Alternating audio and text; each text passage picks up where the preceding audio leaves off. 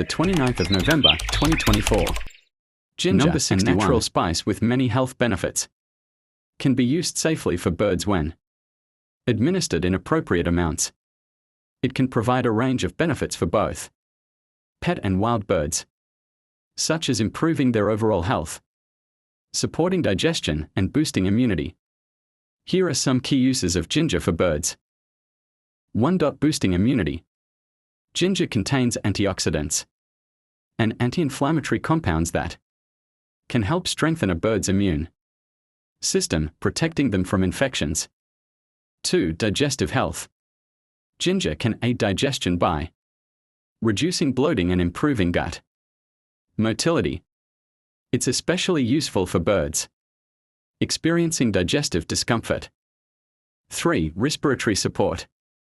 The warming properties of ginger may help alleviate respiratory issues, such as congestion or mild infections, especially in colder weather. 4. Anti-inflammatory benefits. For birds with inflammatory conditions, ginger can provide relief due to its natural anti-inflammatory effects. 5. Reducing stress.